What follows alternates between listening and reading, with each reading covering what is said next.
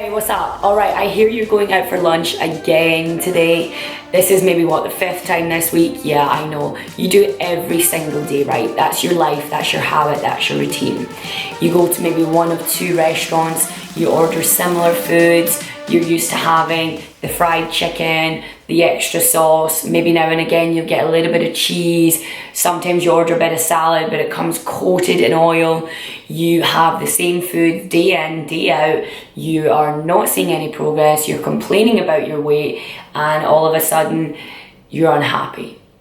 The reality is, if you are eating out every single day, and you have to eat out every single day, you need to get a little bit smarter about those food choices, and you need to start to think about what food choices you should be eating to fuel your body, to fuel your mind, and to get you through the afternoon.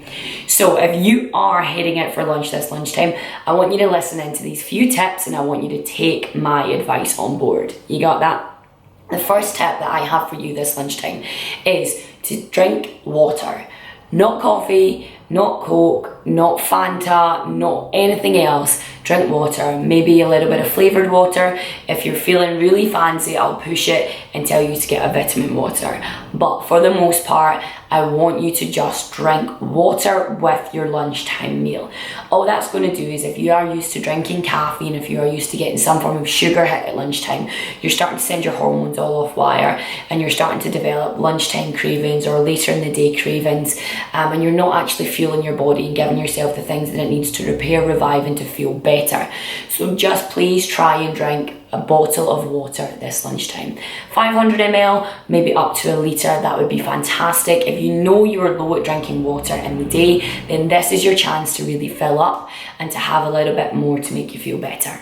The second tip that I have for you this lunchtime is to make sure your meal is predominantly vegetables.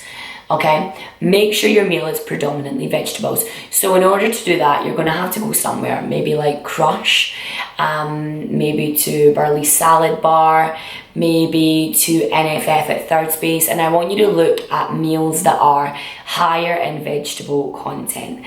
I want you to think about the meal that has got the most colour, and I want you to try and pick a meal that is full of nutritious goodness. Now, the reason I'm telling you to go for the most vegetables is that's going to help you feel a little bit fuller for longer.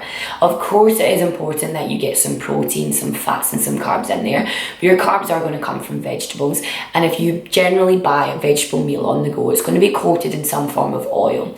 Now, I would like you to not go to a place that you know it's going to be doused in oil, grilled, fried, that sort of thing.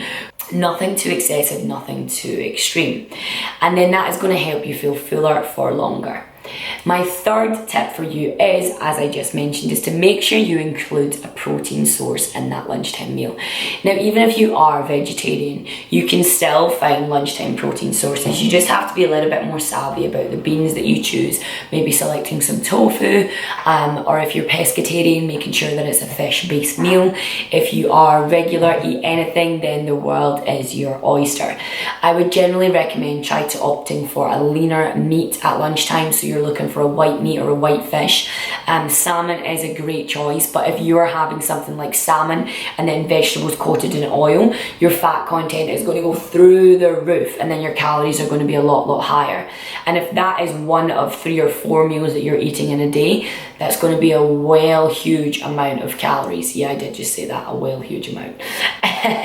But you don't want to be filling up on so many calories that you're then not leaving enough for the rest of the day. So it's time to get a little bit savvy and a little bit smart. When you're choosing your vegetables, try and go for ones that are coated in low oils, as I said, tip number 2, or try and go for ones that are not coated in oil at all. That would be optimal.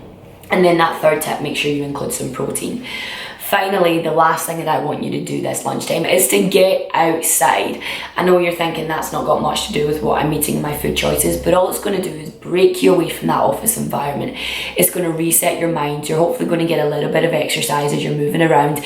You're going to get the blood flow and get the hormones around your body, and you'll actually work off some of that food that you're eating, or build up an appetite if you do it before you do eat.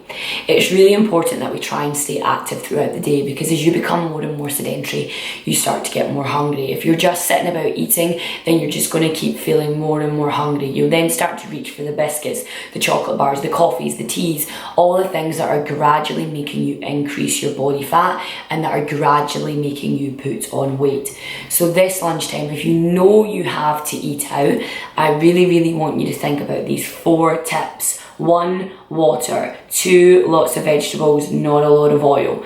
3, lean protein. And 4, get some steps in. I promise you it will really start to change your day, and if you can start to apply this maybe once this week, twice next week, 3 times the week after, you really start to change that mindset shift and you realise how much more energy you have in the afternoon going into that lunchtime, post-lunchtime session, and you'll start to be more productive.